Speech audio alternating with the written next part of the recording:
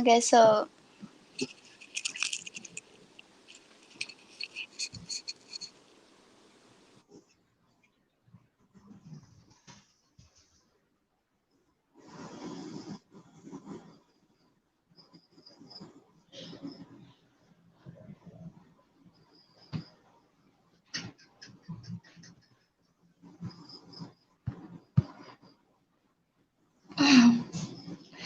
Assalamualaikum and a very good evening I bid to everyone. I am Sophia Husna, your moderator for today's forum. So today's forum topic is Scholars and Academic, Sesma Alumni Edition. So for those who might be wondering, just what are we doing right now?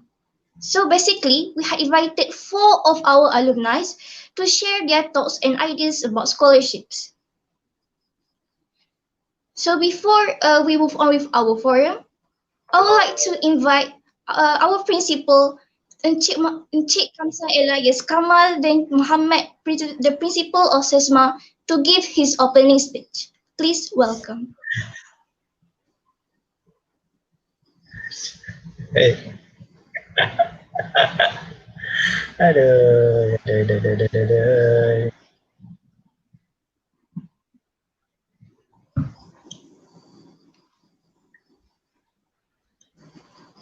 Dia pengatua.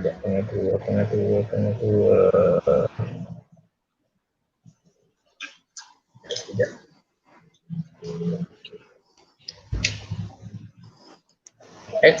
Hello, Assalamualaikum cikgu.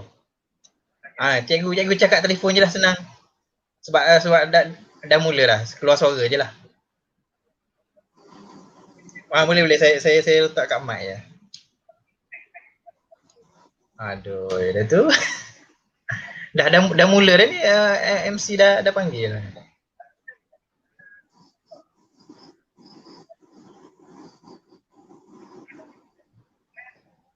Okey. Ha.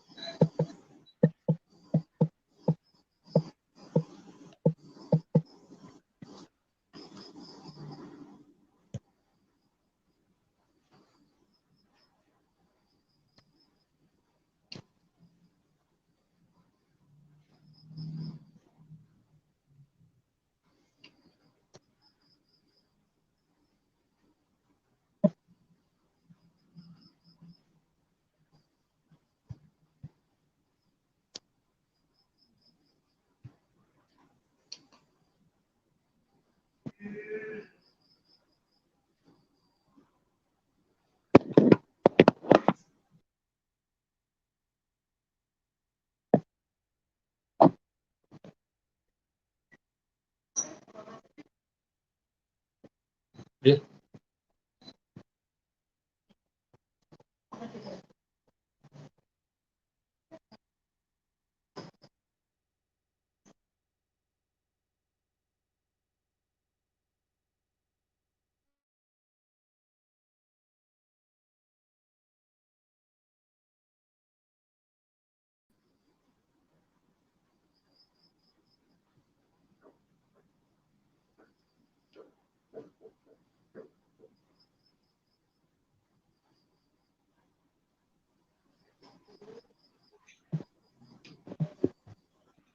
Okay.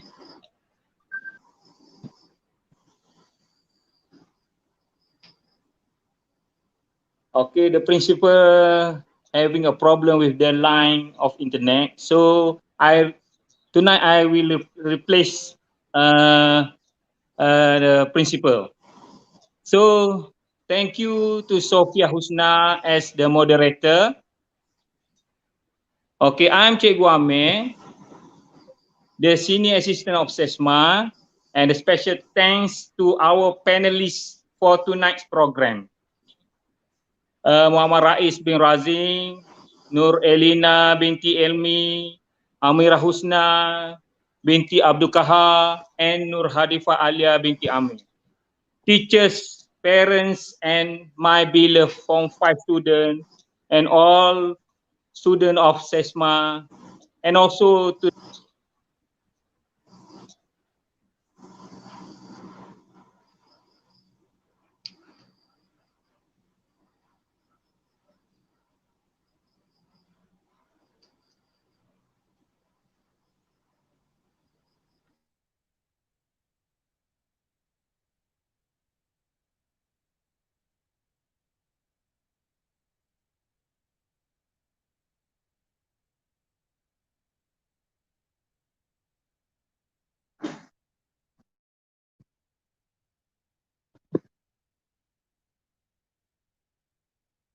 I really hope that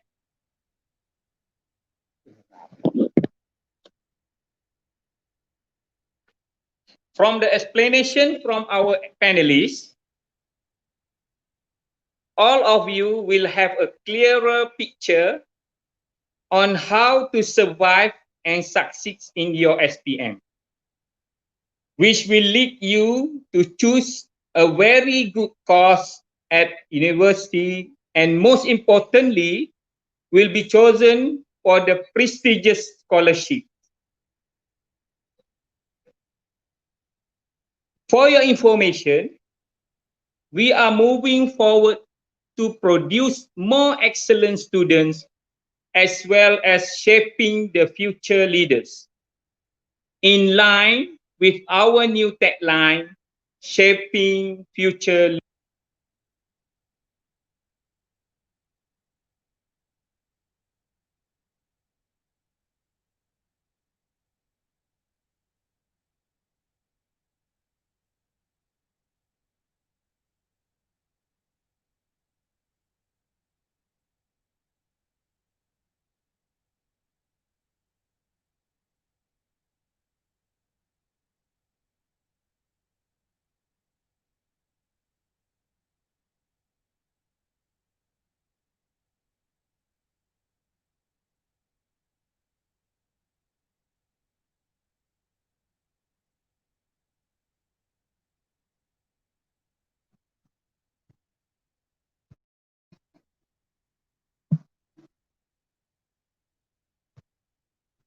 So I really hope that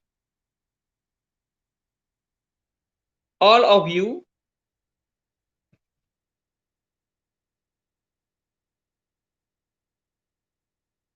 take this chance to ask questions to your seniors. And once again, thank you to Rais, Ellena, Amirah, and Hadifa. Okay, thank you and good night. I hope all the program will move smooth and will go on smoothly. Okay, thank you. Assalamualaikum warahmatullahi wabarakatuh.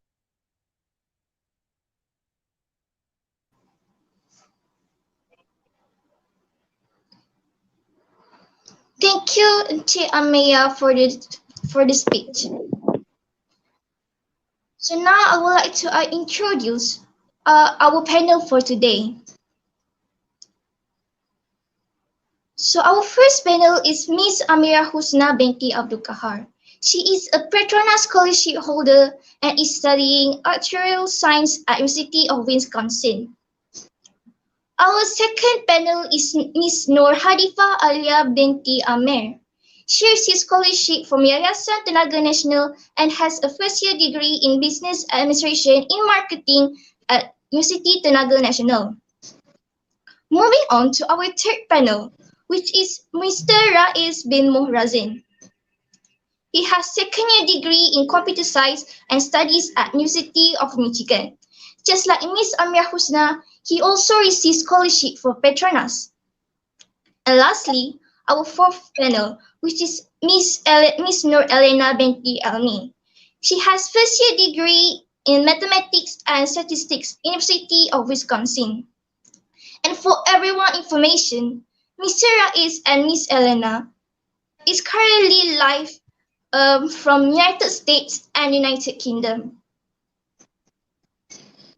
So now we will proceed with today's forum.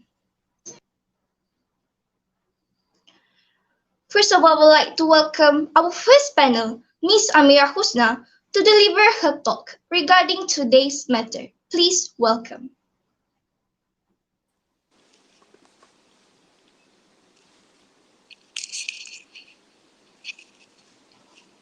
Hello. So, Assalamualaikum and hi everyone. Can y'all hear me? Okay then. So, firstly, if I tend to go off a little too fast, please let me know, okay? So, I don't really have tips, but what I do in order to sort of ace my exam is to concentrate during classes and revise what I think I'm less capable of handling.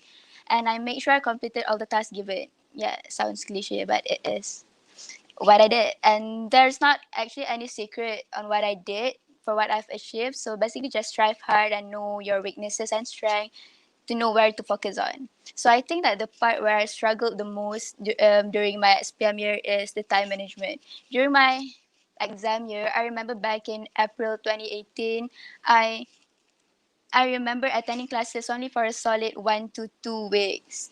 It's bad, ain't it? Due to extracurricular activities that I got to attend. And that was when the teachers do introduce new topics to syllabus. So I admit that I have to learn so many things by myself.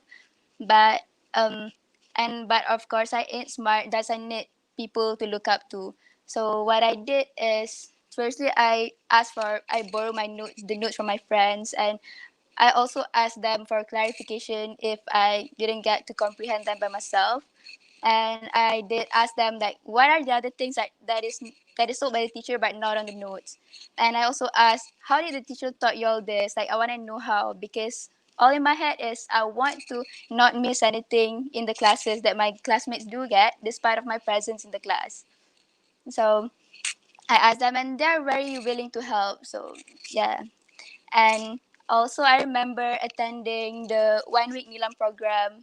I can't recall where, but then I remember bringing my physics modules, and I contact my teacher Shikin frequently to ask them like how to solve this question and such, and like why is it like this and why it's not the other way around, and asking things that I'm not so sure about, because I know that if I am not able to do the basics, then I'm unable to proceed to the next level and to the next exercises. So I did what my classmates do, even though I'm not there, and there's no such mindset like oh I wasn't like I used to have this mindset like oh I wasn't in the class, so I don't think I have the responsibility to actually do what my classmates do because I don't attend the classes, so I don't know when this work was assigned to me. But then because I feel that I do that because of the need to actually learn, not just to not get scolded. So I think you have to like get the purpose of learning right. And I think what helps me getting through it is also the support system from my friends, family, and also the teachers that they're so supportive. And mm, it's also important to have the mentoring program that is set by the school, because you have to normalize teaching your friends and getting help whenever you need them, because it helps you to retain the memory longer and it helps you to better understand whatever the stuff that you seems not clear about. And also imply the distributed practice, as which in psychology translate to consistent and progressive learning method like to allocate time to study like each day for like an hour or so each day, then to cram all the hours studying in only a day or a week prior to the examination. I couldn't exactly like tell y'all how many hours of study that you need, because it actually depends on how well you're doing versus how what you actually want to achieve. So you gotta determine them individually. And psychology also says that the best way to learn is through active learning method. But then I found out that I don't know why, but ever since primary school, the way I'm learning is mostly through the reading. Like the only practices I usually did is through exercises assigned by the instructors. And even for maths, also I read through the past exercises to understand the concept and to actually know how it's done, to know the situation where I can actually apply it soon. Oh, and to share my experiences too, I also went through hard times during the examination, right? So to be specific, I found out that at maths 2018 paper 2 is so hard that to me it's the hardest at maths paper I've ever taken all my life. And I can only do first one or two steps for the logo question, and it's one of the compulsory question which will reward me around 7 marks if I recall correctly. And I was so terrified, but my advice is never leave any question blank, because I understand that sometimes or many times we actually go through times where we're unable to even have any idea on the topic or on that particular question. But just write down anything, any related formulas or like any calculation that you think is relevant for that, because maybe you'll stand a chance of to be rewarded by maybe few marks on that. And on what I did, I just want to share, but I don't know if this is the right thing to do, because sometimes I come across questions that I'm not sure about, so I tend to like do like maybe two methods on that because I'm not sure, but I don't know if you'll be penalized for that. But that's what I did. So y'all don't blindly follow this, but instead get clarification first whether it's okay to do like more than one method on that one question, even if the other method may contradict the other one. So I'm not sure on that. And oh, the biggest mistake is my time management for that at Maths Paper 2. I still remember, like, for section C, we're required to do only 2 out of 5 optional questions. But I saw the question and I was like, oh, I think I can do all of them. So why don't I just do all of them, right? And that was when I went wrong, because I allocated lesser time on the compulsory questions. Yes, I get all the compulsory questions done, but then I don't have maybe enough time to like check through the questions. And yeah, that was when my time management went wrong. I understand that sometimes you may feel the need to actually have the backup questions, like in case if you screw up any of other questions that is compulsory. But then I think like extra one may be enough, as long as you choose like the best question that you feel like you're most confident about, like the ones who seems easiest, something like that. And because of this, I had lesser time to check and went through my papers post completing them. Like I have just enough time to submit after completing all the questions. And I still remember doing the vector questions, which many people can score pretty well wrong because of the first question. I still remember the question in part A or B asking you for the vector, and the value for that vector will be used for the following questions. And I get that wrong because of the direction. I read the direction wrong, and I got the negative sign misplaced. And then I was so terrified and I'm scared. I think about that all the time because I think that I don't know if I'm gonna be penalized once or I'm gonna be penalized for all the mistake I've done throughout the entire question. So I feel like it really hurts, like if you get the question that you actually know wrong because you're careless on that, instead of doing like doing mistakes on what you actually don't know, right? So my advice is do have do allocate some time for you to check, because you don't want to do any careless mistakes, right? And after SPM, I applied for all the scholarships that I'm eligible for, and I was called to 5 scholarship interviews, and yeah, alhamdulillah, managed to secure all 5. Mm, to briefly talk about that, the first one I went to is JPA. I applied for 2 programs. Out of 3 they offer, I applied to JKPJ and PPN program, and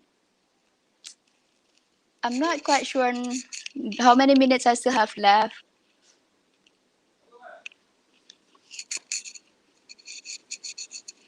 Wait, give me a moment.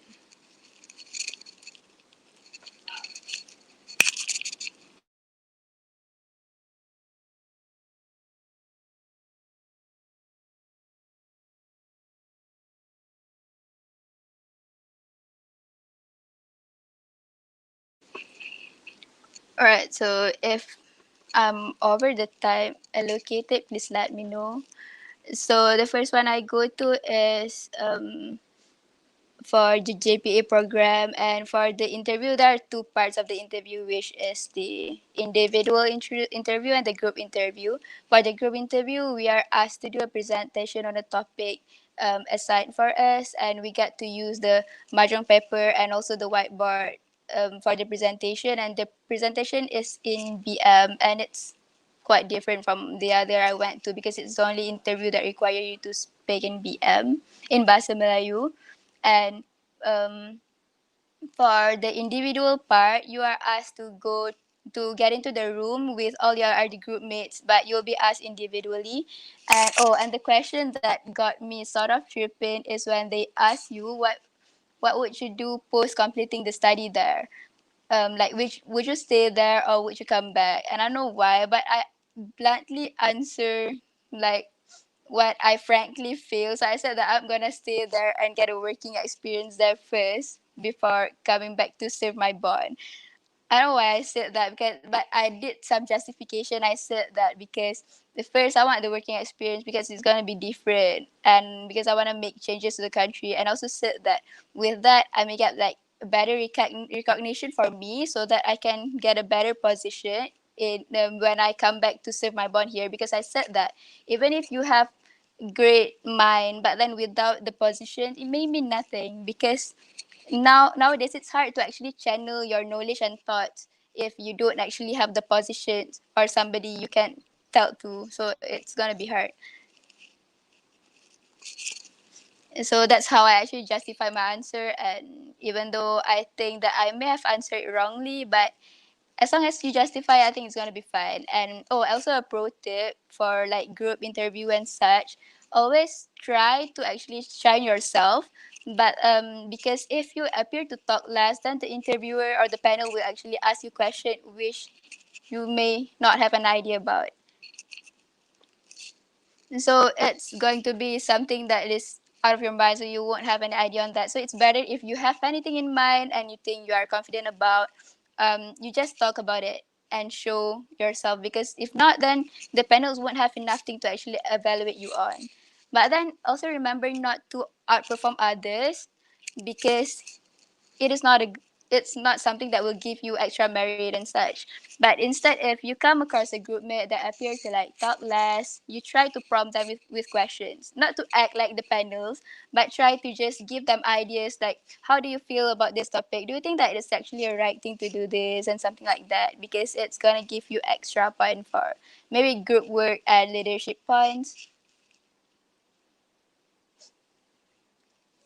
Okay, so um and I also went to other interviews such as TNB and Petronas, at PNB and Mara, and yeah.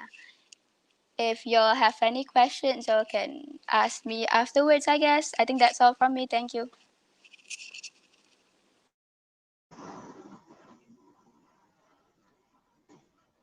Thank you, Miss Amirah Husna. So, Miss Amirah, I have a question to ask you.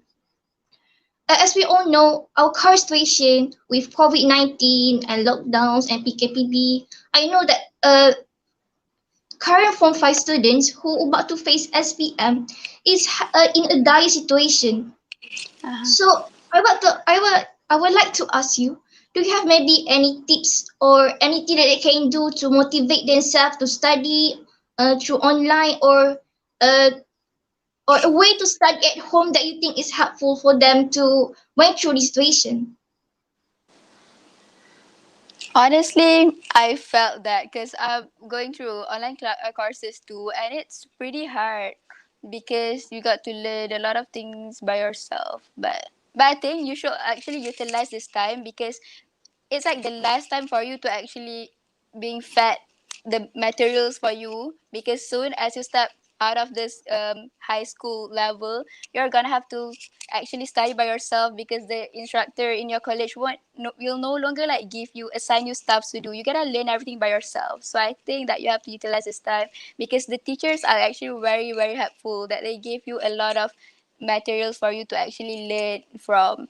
And due to this situation too, I think that you have to look at the better side, that it's actually more time for you to actually prepare if you feel that you are not well prepared enough, and it's just one, so just go for it and strive hard, because you won't be taking this anymore.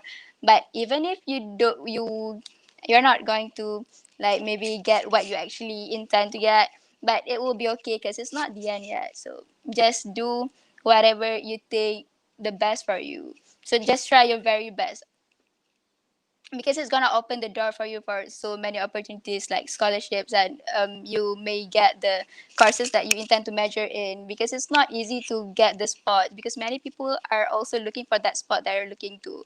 So also you have to also balance your time between the study and also your extracurricular activities, because many people can actually excel and do well on paper, but only a portion of them do actually have good extracurricular background too.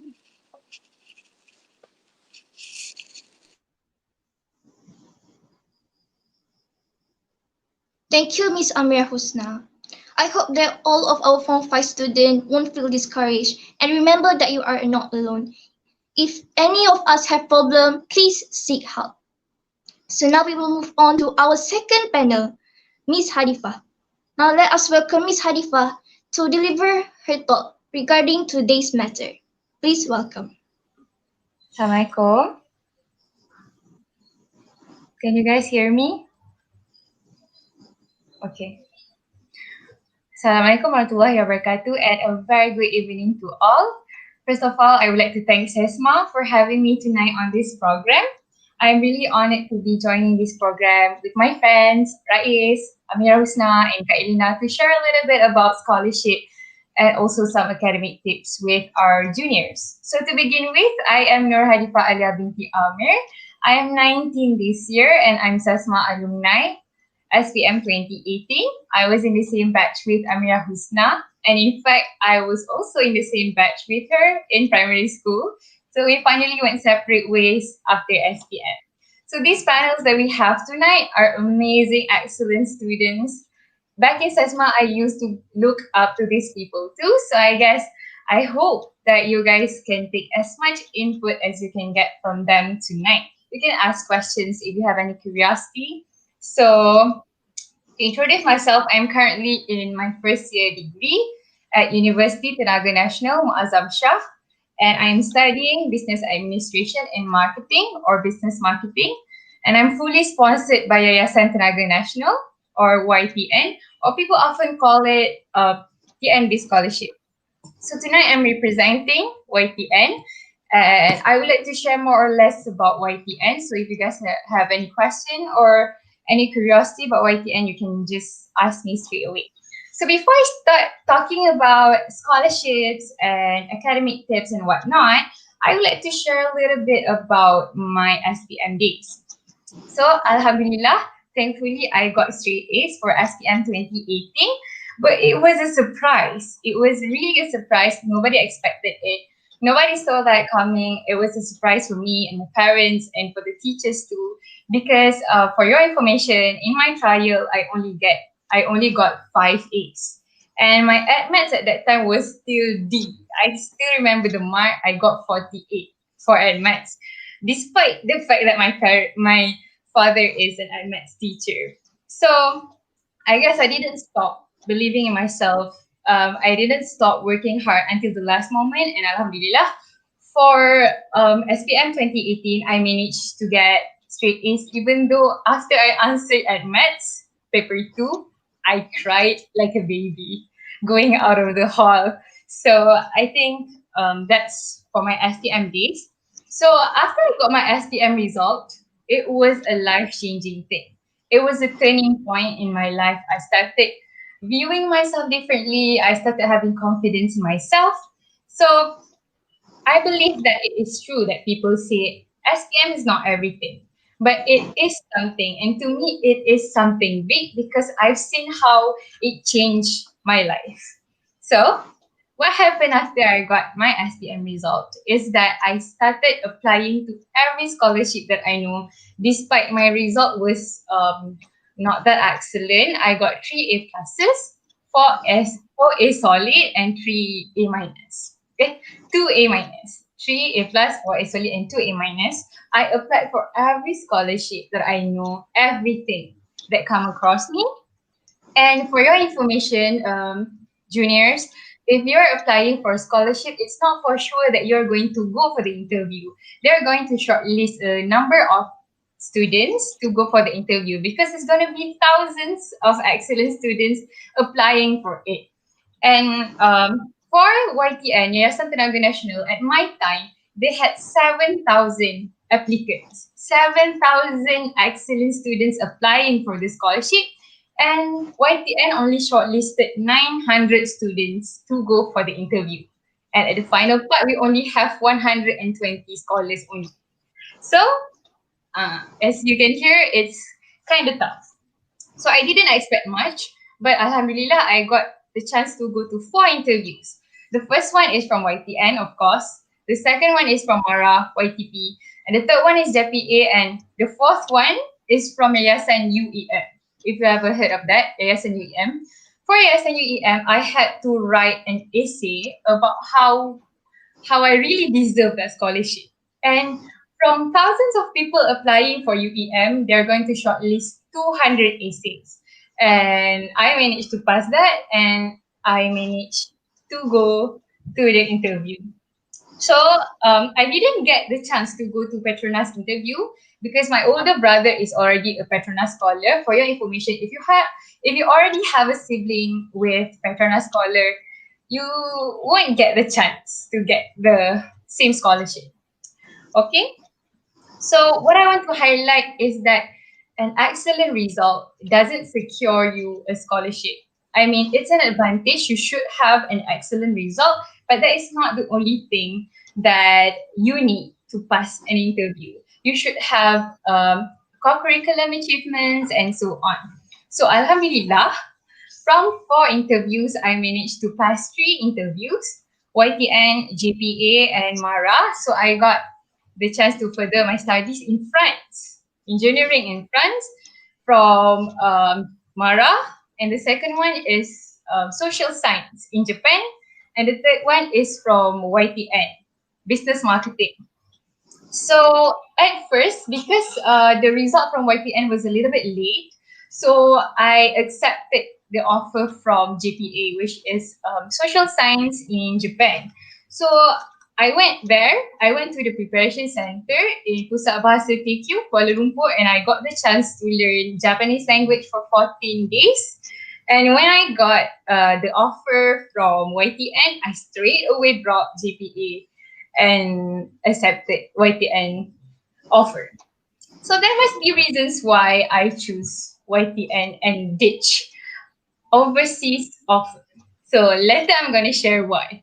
So when I dropped JPA and also Mara, dropped the chance to go overseas and further my studies in engineering and social science, people questioned me, why are you doing that? You should go studies overseas, but that's not the only thing I was searching for in scholarship. And later I will share with you why. So after I accepted YTN, I entered Unitan. So the scholarship from YTN was offering me to study locally because I was not eligible enough to apply for YTN overseas. So what I want to share with you today about YTN is that the type of scholarship that we offer, that YTN offers. So there are 2 types of scholarships that YTN offers, the overseas study and also local studies. So for me, I applied local studies, and for local studies, they have 2 categories of scholars. First one is technical courses, and the second one is the non-technical courses, business, accounting, and so on. So why did I choose business? Because during my Form 4 year, I was not able to score in my science exam, in science subjects especially. And also at maths, I was very terrible at maths and also maths. So I figured to myself that, when I'm done with SPM, I swear I'm not going to take courses that are science related or maths related. I'm sick of it. I cannot do it anymore. And that was my motivation actually. I thought that it doesn't suit me and it's not interesting for me. So I told myself, whatever it is, I'm going to score these science subjects because it's going to be a ticket for me to choose any courses that I want under a scholarship. And it was a motivation that kept me going. So, okay, why did I choose business? That is why. Because nowadays, if you want to know, I learn business marketing. I learn nothing about science, nothing physics, nothing biology, and nothing about science. And it's just a basic maths. And I'm really enjoying it because I stopped feeling dumb, kind of. So that's one of the benefits. And it's really easy. I think you guys should consider taking business courses despite you guys are from pure science schools because that's no problem actually. I'm now learning accounting even though back in Sesma I was a biology student. So what are you going to obtain if you are a YTN scholar? So I'm going to share a little bit. So first of all, of course, the allowance. The allowance is pretty pretty good. So if you are YTN scholars, you will have uh, allowance for everything. For your pocket money, for your books, and for your laptops, everything is free of charge. And monthly, you will get 850 pocket money and your tuition fee would be free and you will also get money from them to buy a laptop, to buy books, and to tell you about the allowance that YTN is offering.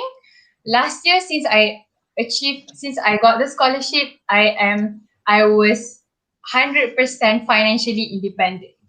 I didn't have to ask for more money from my parents, and that was a good thing for me because yes, I stopped bothering my parents about money.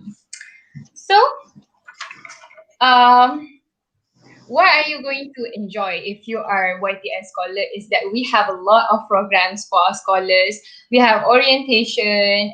Last year, I had my orientation in PD, Fort Dixon, and we are going to have reorientation in second year. Other than that, if you join YTN, one of the reasons why I joined YTN is the job security. This is the top thing that I'm searching for in a scholarship because I want the job security. So if you are YTN scholar, you will have to be working with TNB for at least 7 years, which for me is an advantage because I see unemployment is a very big problem and there are a lot of students coming even from overseas that end up unemployed. So for me, it is very important for a scholarship to offer me a job security. So other than that, um, even though I would study locally, I would also have the chance to pursue my degree overseas. We have 360 GEM program, which is going to offer you programs overseas and whatnot. So I guess that's all from now. I'm taking too much time. So if you have any question, you can ask me afterwards about YTN and whatnot. If you cannot make it tonight, you can reach out to me on my Instagram. Okay, thank you.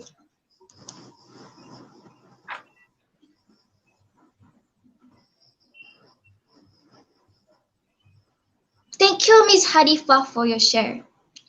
So now, Miss Hadifa, I would like to ask you a question. So, like you mentioned before, you received scholarship from Yayasan Tenaga Nasional. So I have been wondering what kind of preparation that you do in order for you to be accepted for the scholarship, and based on your own experience, what kind of important criteria one must have in order for them to be accepted among thousands of applicants who apply for the scholarship. All right, thank you for the question. So for the preparation for the preparation, you need to be prepared physically and emotionally First, the preparation to pass an interview is not something you can practice overnight. It's not something you can practice in a week, in 3 days.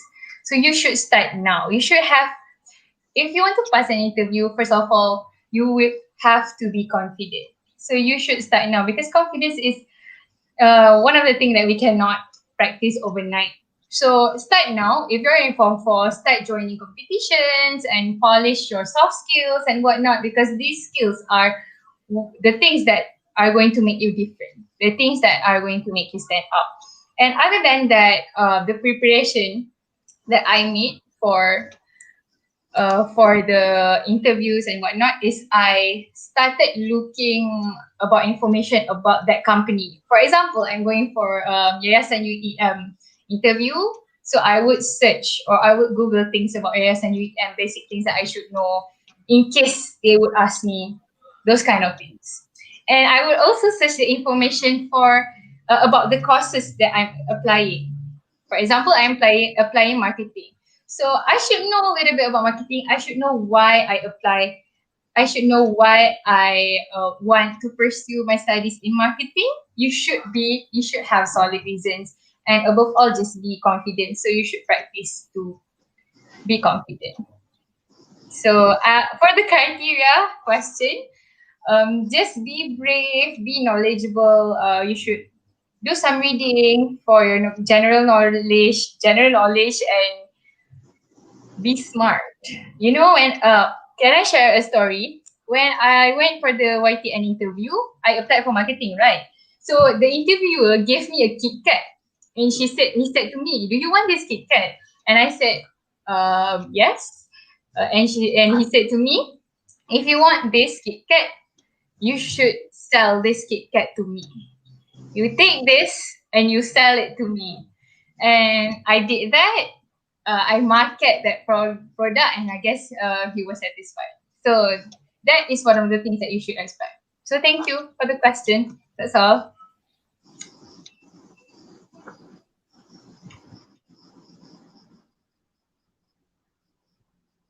Thank you, Miss Haifa. Now I hope that everyone will know what they must do or what kind of criteria that they must have so that they can receive scholarship.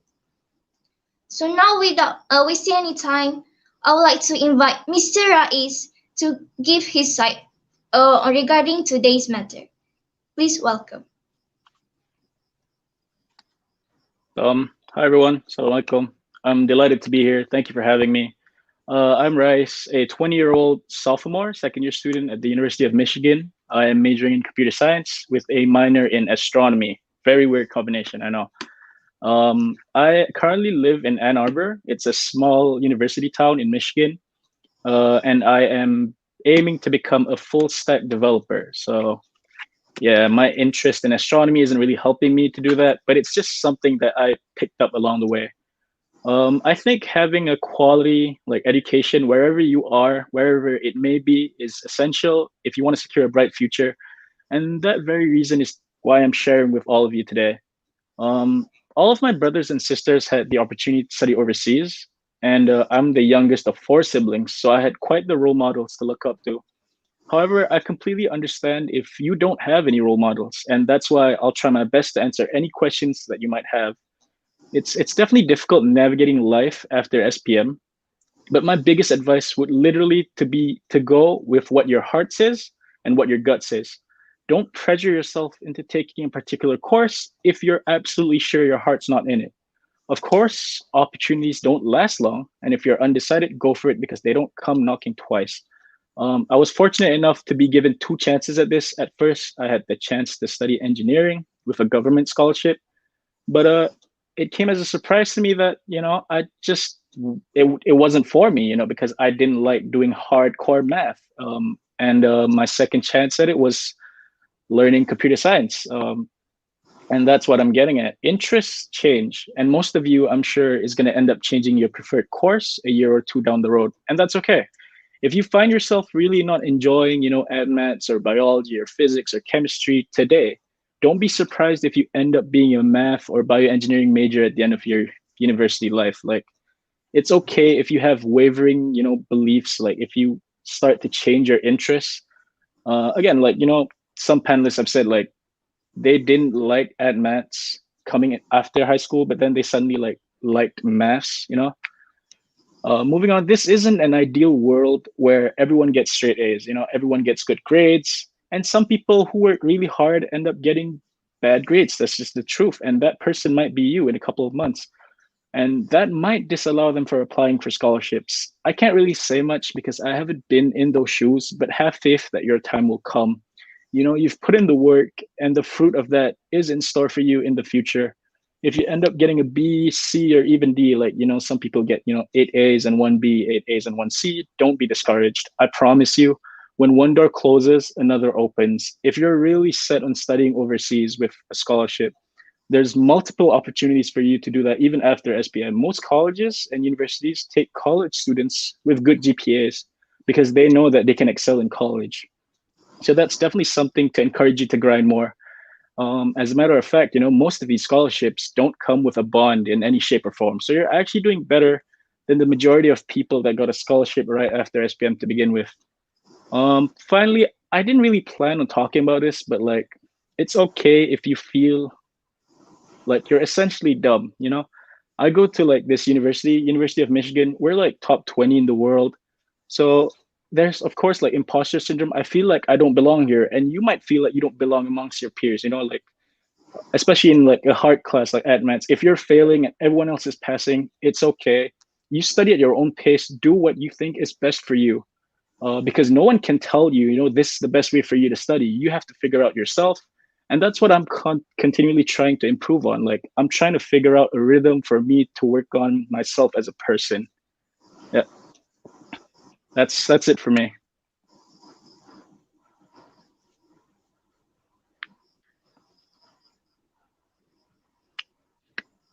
Thank you, Mr. Rais. So now I would like to ask you a question. So, Mr. Rais, as we all know, you are not just a straight A student, but you are also a prefect during school year. So, do you think that leadership potential is very necessary when applying for tertiary education?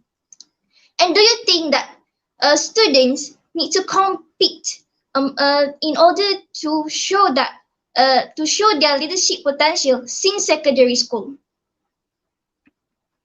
Okay, that's a good question. Having leadership experience or posts, Jotan, is definitely nice to have, but it's not a must. Companies do look at these criterias or credentials when they choose the people that they want to interview. But don't worry if you're not graduating as a KP or a PKP or Ketua Pusat Sumber, PRS. It's okay because there's just not enough positions to like the people around. You can't have everyone, be a prefect. That's impossible. So it's okay. Just strive to be yourself, and especially during interviews and when you're carrying yourself, throughout life after high school, your best qualities in you will show. I know absolute nobodies in school, like people, who are troublemakers even in school that are now studying in the US and the UK. All they did after school was they carried themselves as honestly as possible with interviewers, and they got multiple scholarships. So just be yourself and just work on yourself as a human being. Like, you can't expect everyone to get a post. The key for me, at least, like the key to excelling in scholarships and stuff like that, is to just be confident in who you are and feel comfortable in your own skin. That's something that's difficult, but it's something that you have to like look forward to like ensure you carry yourself well. Yeah.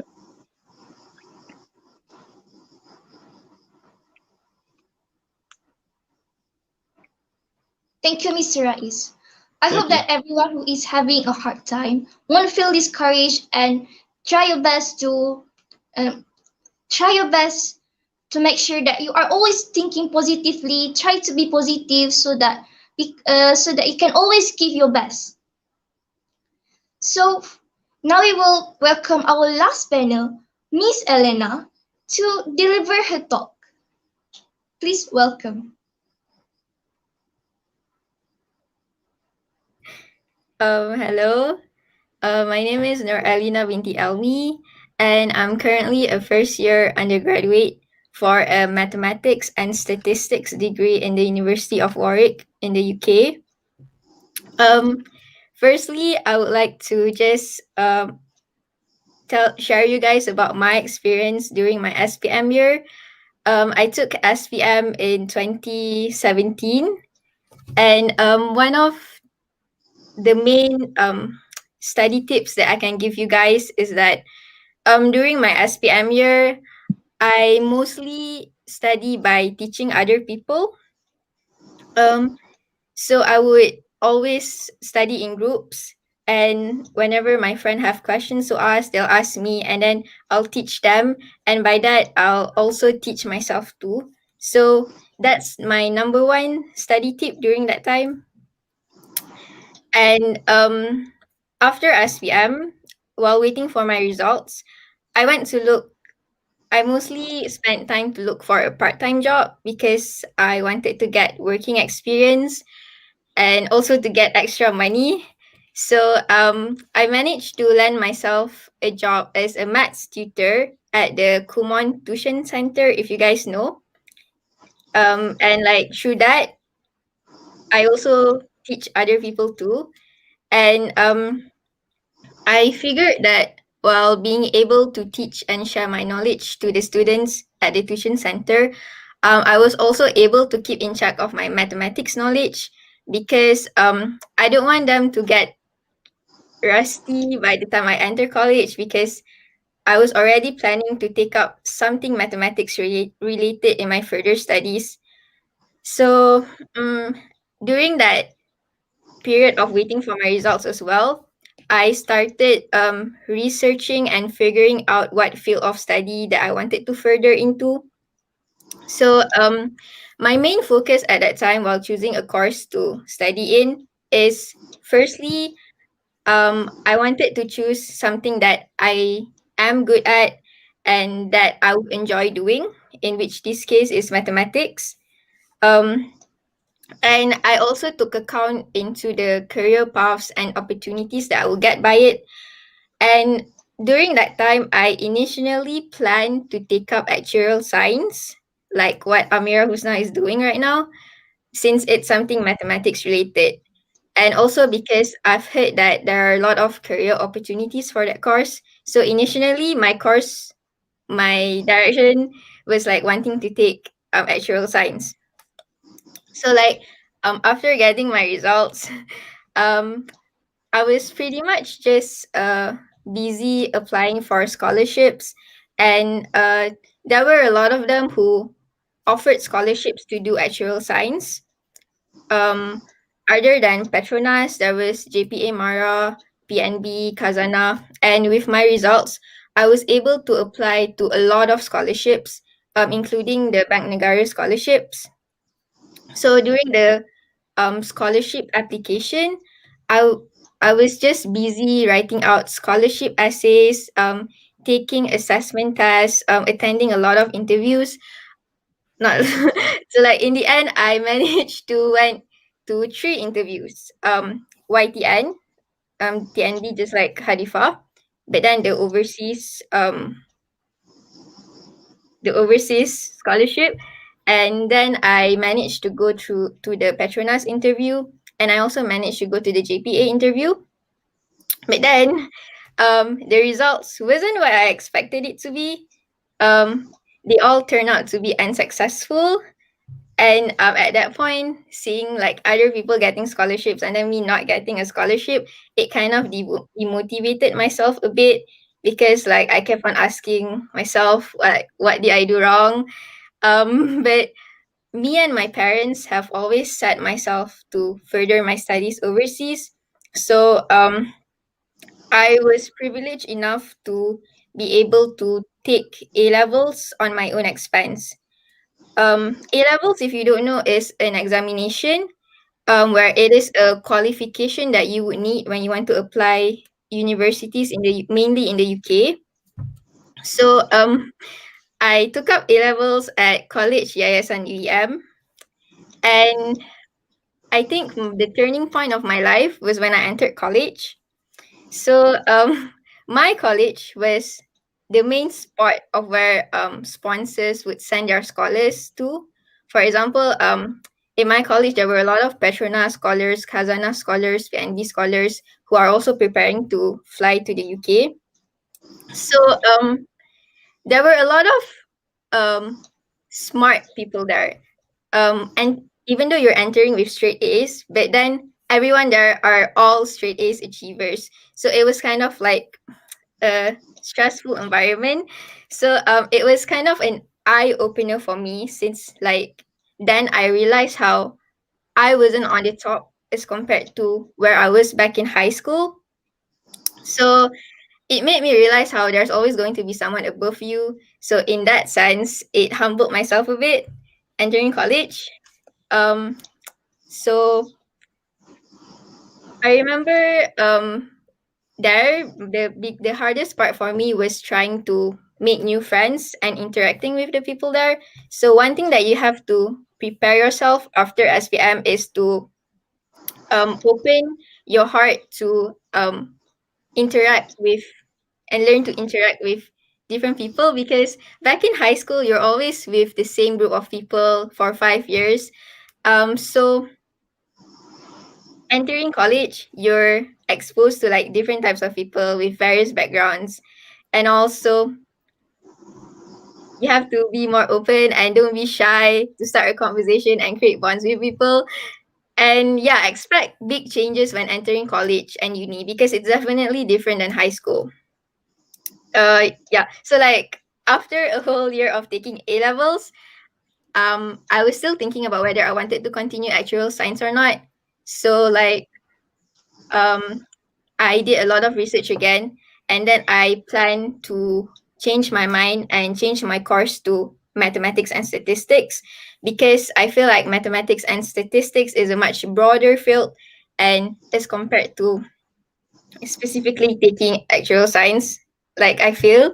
So also with a mathematics and statistics degree, I have a wider career option in the future. So yeah, that's one of the things that you have to take account in when you want to choose a course. You have to think about its career options. So yeah, so then I applied for universities and I got accepted into the university that I am at right now. And entering university was also another experience for me, because again it was entirely completely different than college. And also here, other than the local the local United Kingdom students, I am also surrounded by other international students from other European countries. So pretty much I'm surrounded by people from all over the world.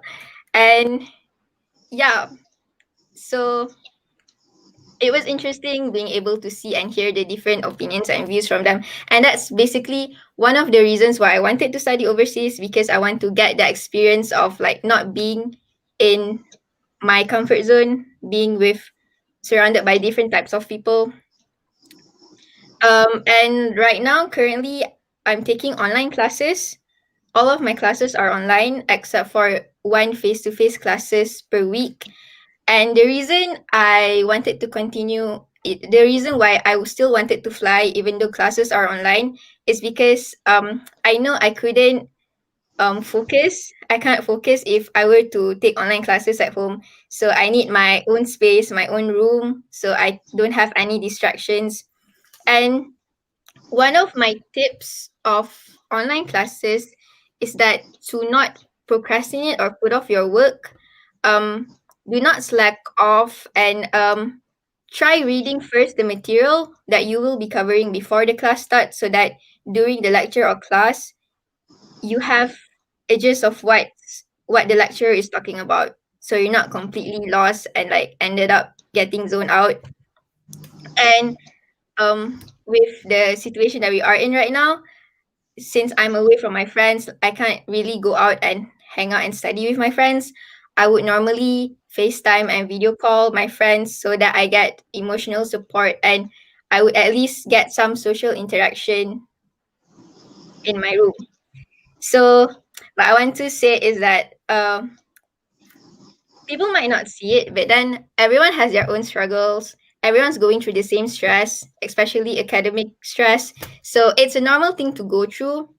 And the only thing you can do about it is to let loose and do things that can help you take a break from it and do things that can help you take your mind off what you're stressing about. And yeah, just remember that you're not alone and you're not the only one struggling. So if you have any problems, just run it out to a friend and do the things that you like. And yeah, remember to take care of yourself. So that's all the advice that I'm able to give you all so far based on my experience.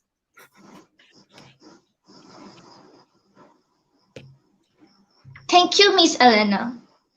So, Miss Ellena, as someone who is studying abroad, what do you think is a value or habit that you think that we can apply at our school?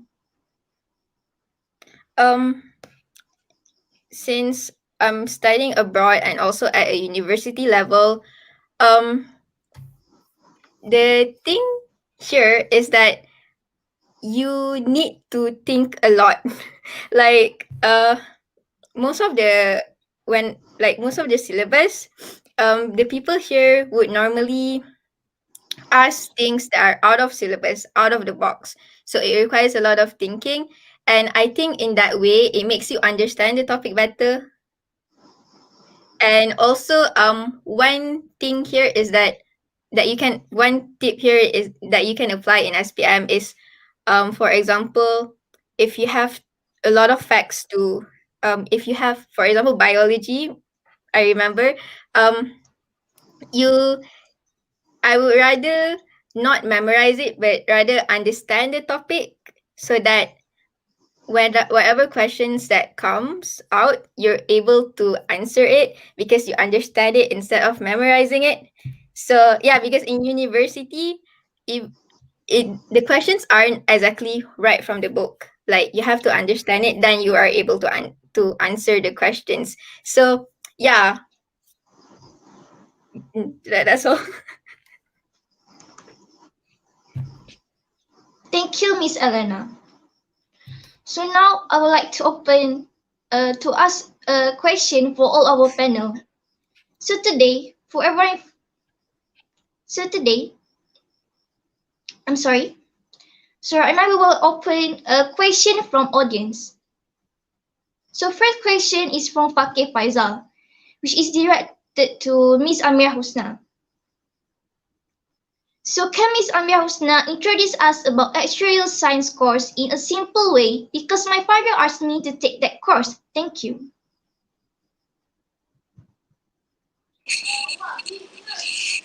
So thank you for the question. So as for now, for your information, I'm still in my freshman year, so I'm not yet at that specific level of the core actuarial science, but I can share a bit of what I know on that. Like I took that course because I think that math is something that I'm interested the most and what I want to do.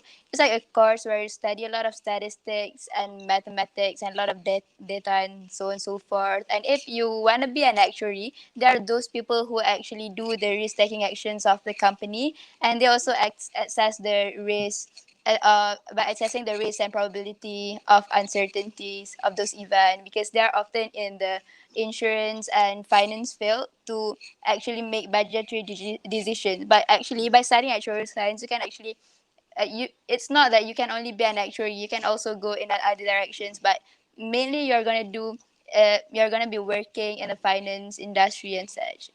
So if you think that you have like high interest in maths and you can actually do statistics, because it's gonna be, it's not like an easy statistic that you learn in high school and such. It's gonna be so hard. But if you think that you can take those, there are like professional papers for actual science. So if you think you're capable of doing hard tasks like that, like all courses are hard, but then if you think that you have interest in that, so go for it. Thank you. Thank you, Miss Amirah Husna.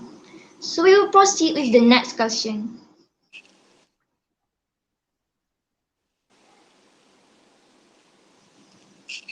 So next question is from Tengku Amna Humaira Tengku Syukri. Is it good for us to prioritize our interests when choosing the course at the university, or should we step into a new course which we don't even know anything about it? So for any panels who would like to answer this question, please raise your hand.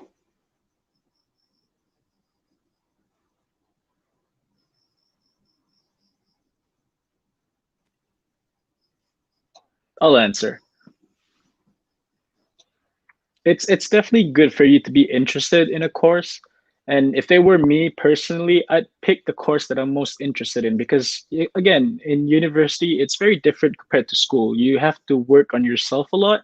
It's a lot of self-work. And if you're not interested in the course that you're taking, or if you find yourself, less interested in a new course, then it's very hard to change courses because the like subjects are different, right? So if it were me, I would advise to like pick a course that you are really interested in because it's hard. University is hard. Yeah.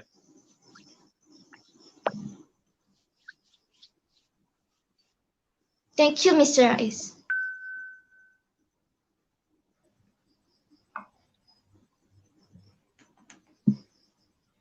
Okay, the next question is from Aisha Arsin. When can I start applying for study abroad courses? Any volunteers from panels?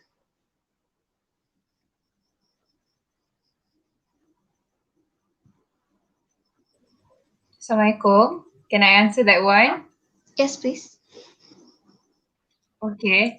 So where can you apply, right? The question, right? When can I start applying for study abroad courses? Right after you get your SPM result, that's the moment. That's the time when you have to apply for everything. Local courses or overseas courses, you should apply to everything. Local scholarships or overseas scholarships, you just apply everything because we don't know where our risky is. So if you are lucky enough to get the interview offer, then you would go for the interview. But my advice is just apply to all scholarships, scholarship, overseas scholarship or local scholarships. So that's all. Thank you. So another question from Fakir Faisal. Is it appropriate for us to further study to overseas based on today's economy problem? Do we need to just continue our study in Malaysia? So Miss Ellena would like to answer this question.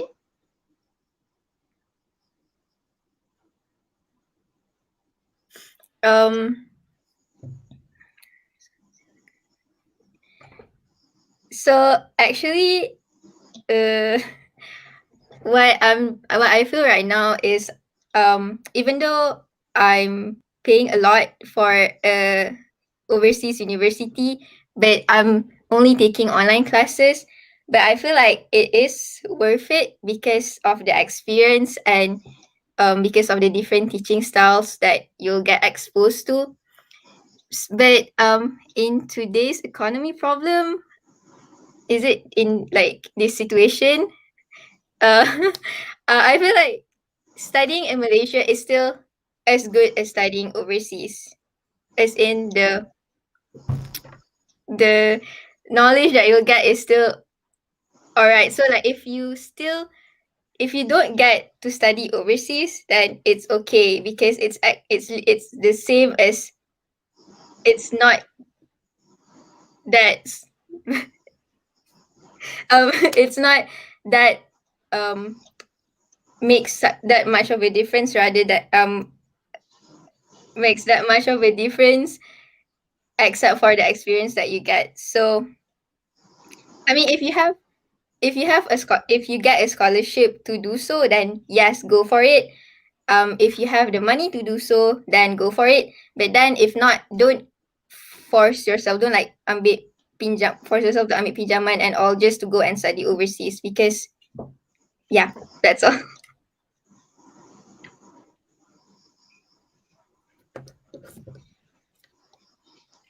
Thank you, Miss Ellena. Are there more questions? Okay. So this is question from Liana Izati.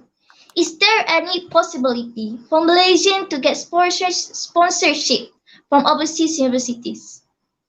So I guess we can direct this question to Miss Amirah. Will you please? Yeah, sure. Yes, of course, it's very possible. But then usually you have to like take courses like A levels or maybe an American degree program for you to be accessed, because it's hard for them to actually evaluate you only based on your SPM result. So what I think is the most possible way of you to get sponsorship from overseas universities by firstly taking an A levels or any equivalent levels of examination for you to be accessed, as well as the other students from overseas.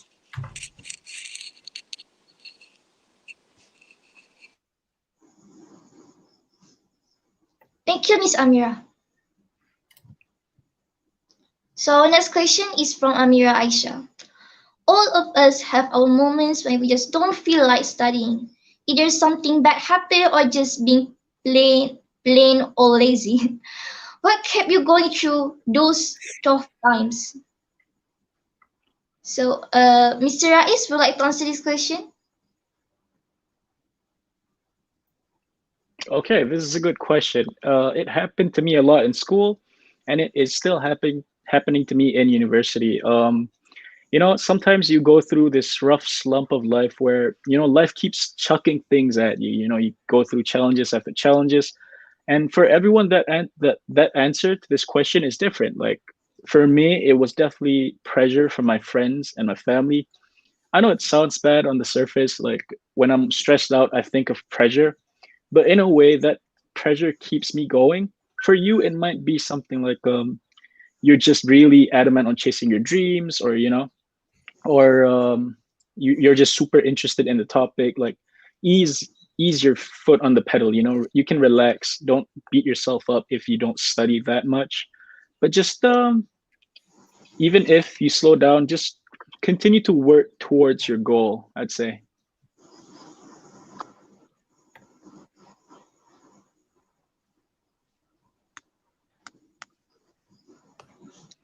Thank you, Mr. Rais. Okay, so next question is the EUM scholarship mainly for A levels at KUE K KYE I'm sorry KYUEM, or does it send you to other college?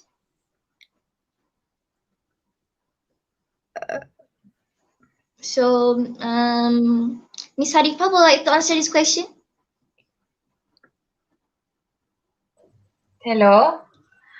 For UEM scholarship, thank you for the question. For UEM scholarship, most of the things that they offer for A levels at KYUEM. In economics or in engineering, they offer for A levels at KYUEM. Yes, most of it. I guess that's all.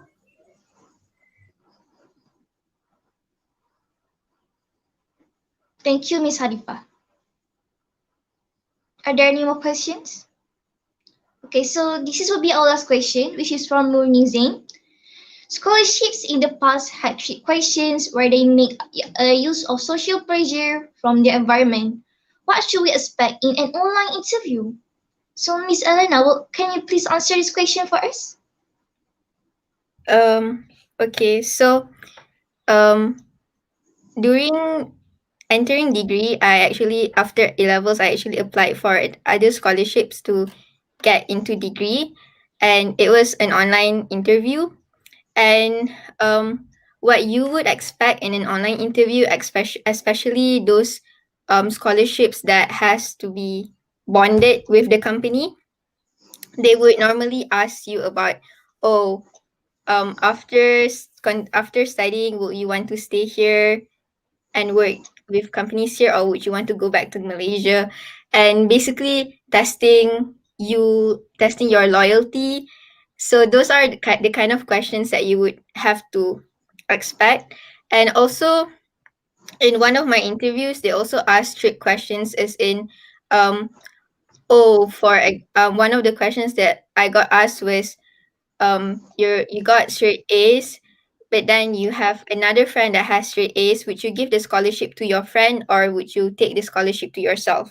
So those are the kind of questions that they will ask you.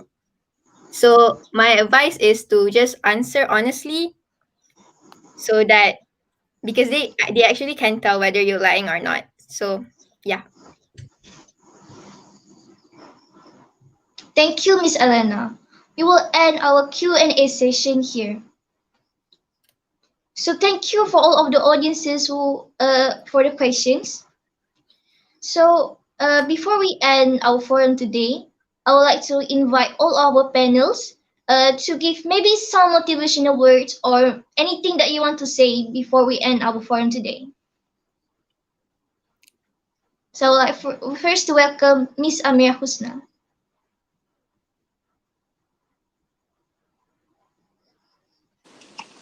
And so, hello. Um, all my advice is for do the best on the examination, and remember that it's not the end, and there's still so many more routes for you to go through. So yeah, if you don't end up doing well, so there's still other chances for you to do well.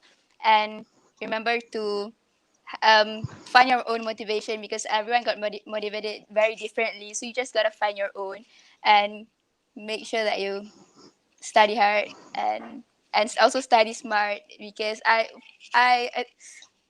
did come through one question, whether to study hard or study smart, and to me you just study smart, but then the how hard you study depends on what you actually want to achieve, and how well you are on that thing. So it depends on yourself, and you gotta evaluate what is the best method for you to study. So I think all the best for all of you, and take care, stay safe. Thank you.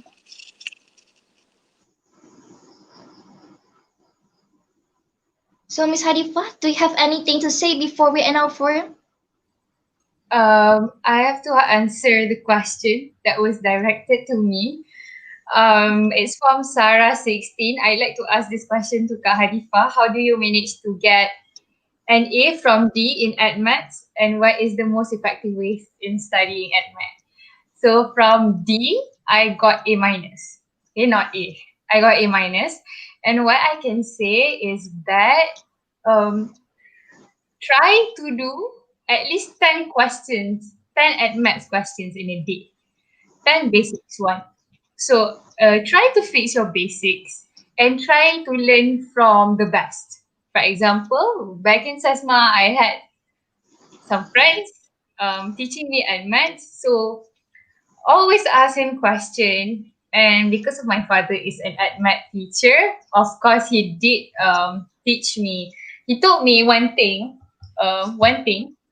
If you read a question and it's hard, don't let yourself think only about that. Try to digest the question and just write anything you know about it, any basic things you know, any formula. Because even if you write the formula, it might be correct. That's what he told me. Write the basic things you know about that. Try to come up with anything that you can think about that question. And I kept that advice and I did that during my SPM. It was very tough, but I tried to figure out what that question wants, and I just write anything that I think it wants. So try to do more practice and be with someone who is clever in maths. So that's my advice. So for the conclusion, for the advice that I would like to give to my juniors is stop fooling around, stop wasting your time. Because if that's one advice that I can tell myself, my 17-year-old self, is that stop fooling around. Stop playing with your phone, stop wasting your time, doing stop wasting your time on guys or anything or gossiping or anything, because it's just a waste of time. SPM is a big thing, and you should get that in your mind that it's a very big thing. It's going to determine your whole life, your university life, your work. It's very big thing. So push those things away and just focus on SPM. So earlier, I also forgot to share my screen to share some photos. So if I can do it that now, can I? Okay. Sure. Which one? Okay. Okay. Can you see my screen? Can you see my screen? No? Oh my god. Do you see my screen? Hello? Cannot see? Oh my god. Oh. Boleh ke? Ada ke? Tak ada Okay. Never mind. Forget about it. It's just a photos of YTN things. Never mind. If you have any questions about YTN, just DM me. Okay, that's all.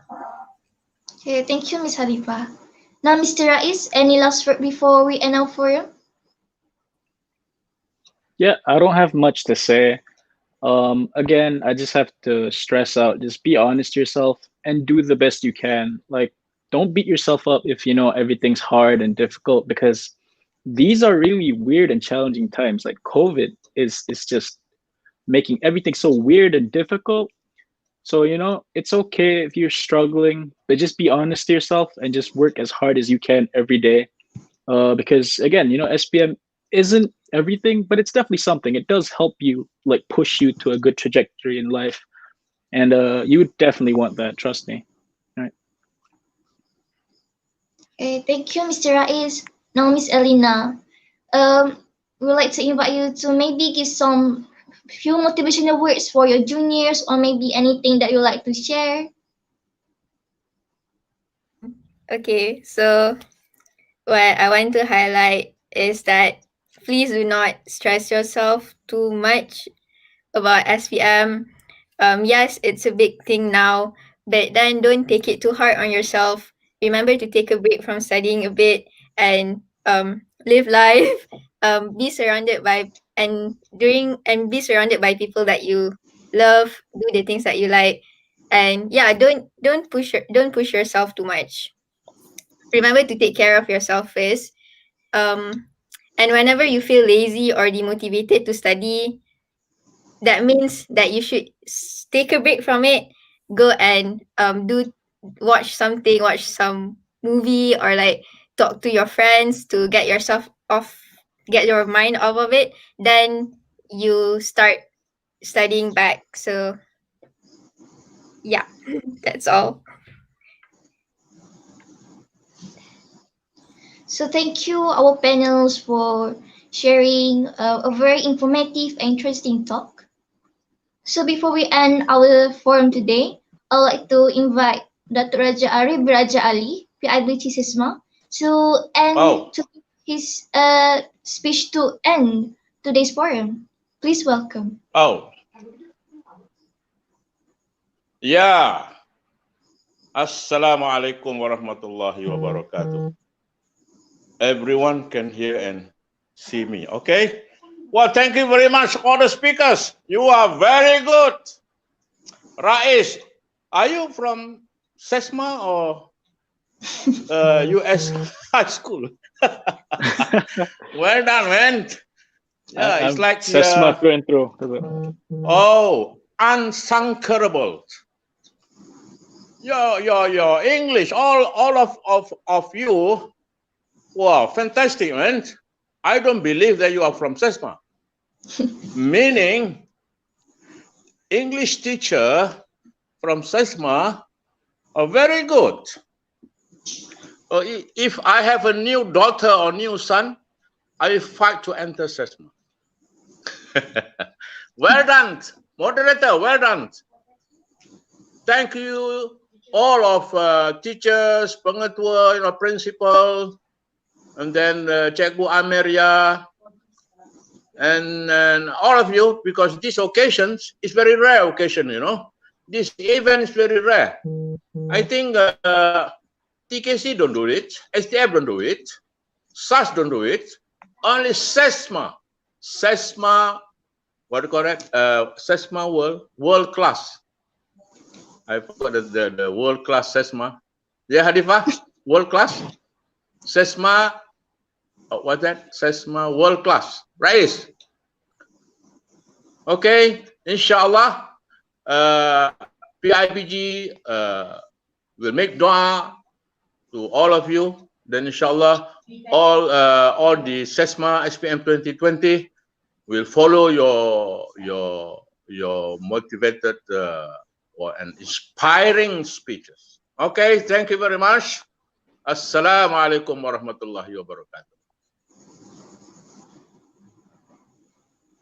Bye bye. Thank you, Dr. Raja Arab Raja Ali. Ladies and gentlemen, unfortunately, we had reached the end of our forum. So I would like to thank our esteemed guests uh, for for sharing your side today. And also, I would like to thank the audience for your participation. I hope that today's forum is very beneficial for everyone. And I would like to apologize if there's any problems, like technical problems, or maybe I'm stuttering a lot. I'm sorry. I hope that everyone is where right now, is having a good time. Please don't be stressed. If you have problem, please seek help. So that's all from us. Good evening and wassalamualaikum warahmatullahi wabarakatuh.